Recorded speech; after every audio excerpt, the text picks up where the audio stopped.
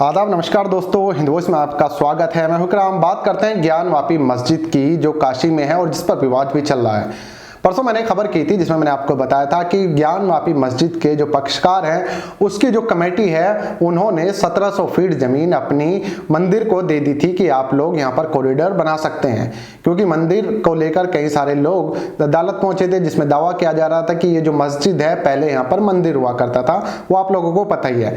तो 1700 फीट जमीन मुसलमानों ने पहल करते हुए दे दी कि शायद इससे थोड़ा सा विवाद कम हो जाएगा और हम लोग एक साथ फिर से रह सकते हैं जैसे सदियों से रहते आए हैं। लेकिन जैसा आप लोगों का कहना था, आप लोगों ने कमेंट किया था, वो बात सच साबित होते हुए नजर आ रही है। अब इसके खिलाफ कुछ लोग सामने आ गए हैं जो विरोध कर रहे हैं कि ऐसा मस्जिद को नहीं करना चाहिए था, और दूसरे पक्ष के लोग सामने आए कि हम इस बात को लेकर कोर्ट में पहुंचेंगे।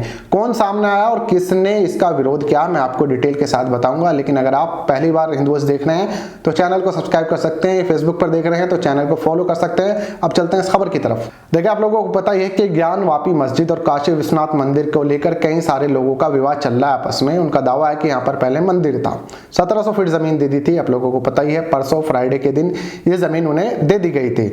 लेकिन अब इस पर जो विरोध सामने किया है वो एक वाद मित्र विजय शंकर रस्तोगी, जो अपना आप को स्वयंभू ज्योतिर्लिंग भगवान विश्वेश्वर कहते हैं, उन्होंने इसका विरोध किया है। और उन्होंने एक मीडिया संस्थान को बात करते हुए इस बात को कहा है कि ये गलत क्या है, हम ऐसा बिल्कुल नहीं मानेंगे, हम कोई दान में नहीं लेंगे, हम लोग इसके खिलाफ कोर्ट में जाएंगे। ये कोई किसी तरह का सौदा नहीं है, ये सौदा किसी तरह से भी सही नहीं है, इलीगल है। विजय शंकर ने इस बात को कई बार दोहराया कि जो जमीन अंजुमन इंतजामिया मस्जिद के अधिकार क्षेत्र में था ही नहीं और ना ही कभी रहा, तो उसको वो दान कैसे दे सकते हैं। वो कोई वक्फ की प्रॉपर्टी नहीं है, कोई वक्फ बोर्ड उस पर दावा नहीं कर सकता।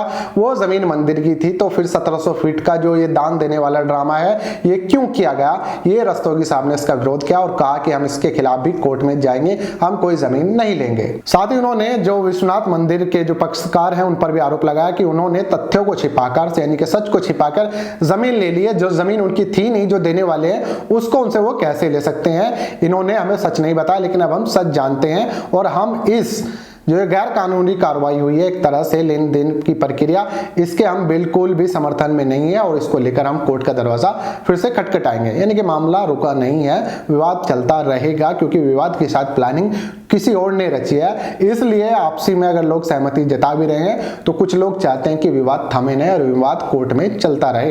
कोर्ट में जाएंगे तो हो सकता है 10 साल 20 साल घूमे और उसके बाद हो सकता है फैसला किसी एक तरफ हो जाए और पूरा का पूरा मामला किसी एक को ट्रांसफर हो जाए, जैसे हमने दूसरे फैसलों में देखा है। तो शायद रस्तोगी साहब ने उसी चीज को दोहराते हुए इस बात को कहा है कि मंदिर को के लोगों ने हमें इससे सच छिपाया था और उन्हें कुछ पता नहीं है, तो वो इसके पक्ष में बिल्कुल खड़े नहीं है और इसके मामले को दोबारा से कोर्ट ले जाने की तैयारी कर चुके हैं। दूसरी तरफ मस्जिद के लोगों का ये कहना है, जो मस्जिद की कमेटी के लोग हैं, कि हमने जो जमीन दी है वो कॉरिडोर के अंदर थी जिस पर एक कंट्रोल रूम बनना था, हमने प्रशासन को सौंप दिया।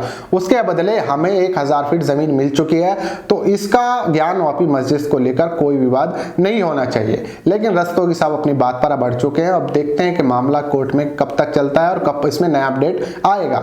जो भी अपडेट आएगा मैं आप लोगों तक पहुंचा दूंगा। लेकिन बहुत सारे लोगों ने कमेंट किया था कि ये जो भाईचारा निभाने की कोशिश कर रही है, कुछ लोगों को ये पसंद नहीं आएगा। तो आप लोगों की कुछ की बात में दम था, कुछ चीजें सही होती हुई नजर आ रही हैं, तो वैसा ही इसमें भी हमें दिखा। कोई भी नया अपडेट आएगा आप लोगों तक पहुंचाऊंगा। तब तक आप हिंदुओं देखते रहें, चैनल को सब्सक्राइब करें। मिलते हैं किसी नई खबर के साथ।